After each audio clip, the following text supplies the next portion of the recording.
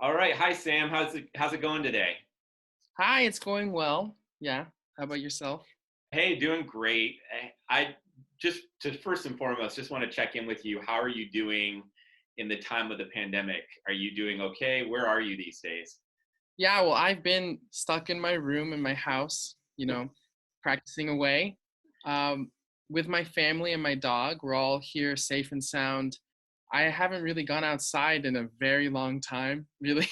I've just been Thing. stuck practicing. Yeah. Good. How I'm about glad you're yours?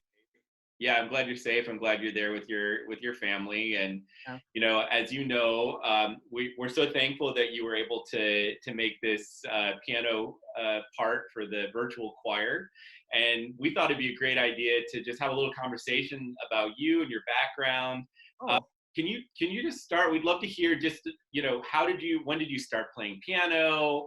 And talk to us just a little bit about the trajectory from those first notes you played to where you are now as an artist. sure. Yeah. So I was very lucky to be born into a very musical family. Both my parents are musicians, and my mom's a piano teacher, in fact, at the Colburn School. Right. So growing up as a young toddler, I would hear her practicing. And one day I was really interested in playing. So my mom carried me up onto the piano bench and started me learning on very basic pieces. And ever since then, I've been practicing away. I mean, there was a time, in fact, in my life where I was close to quitting piano, in fact, to pursue golf. Really? I didn't. Yeah, yeah, from I think middle school and the first year of high school, I wanted to be a professional golfer and was considering quitting piano because it would take too much time away from golf. But luckily that changed, and here I am, uh, really pursuing my true passion I figured out in high school. That And we're certainly glad you stuck with it. And so you're now in your second year at Colburn. yes, I'm a sophomore.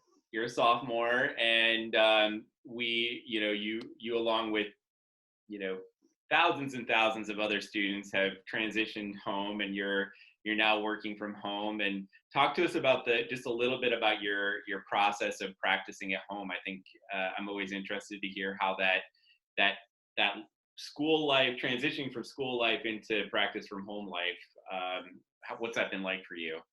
Yeah, well, the main difference between here and Colburn regarding practicing is there are two other pianists in the house that require the piano almost all the time. Sure. And so my mom is teaching hours a day on Zoom, and my sister is taking her lessons. She's 13, studying piano. Luckily, we do have more than one piano. We were gifted a piano from a family friend, Nice. but it is more challenging. And I also find it's more distracting at home. For Yeah. me, in a practice room, I can sit down and get stuff done right away. Sure. But the piano is next to the kitchen, next to the TV room. There's a lot going on. My dog is barking up a storm sometimes. So it's a little more challenging, but it's also nice to be home at the same time and Or practicing. So yeah. Do you have any strategies for those who are listening to stay focused on practicing when there are so many distractions? yeah, so every night I try to make a goal for myself the next day. Nice. I, I write down what I want to accomplish in what specific time I want to accomplish it in.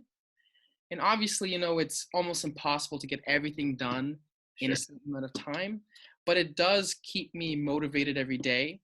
And in fact, I also have an app called Focus on my phone Oh yeah. that sets a time limit for how much you want to get done and gives you a certain amount of breaks. And that That's helps a lot. So, that's fantastic. That's a great suggestion. Speaking of your phone and apps, if we were to turn on Spotify, your Spotify account right now, what would we hear? oh, so there's a lot of classical music going on right now, but besides classical music, I love classic rock. I love 60s and 70s. I'm into Led Zeppelin. I Yeah. love Led Zeppelin. I love, the Beatles, the Rolling Stones, the Doors. I'm just starting to get into jazz and jazz fusion. I was introduced by one of my close friends a month ago, so I started listening to Snarky Puppy, the band. Amazing. I love They're it. amazing. Yeah.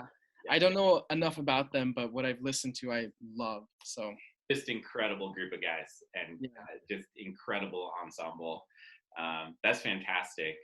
Um, I'm curious about the just as you know, you made this recording for Eric Whitacre's next virtual choir. Mhm.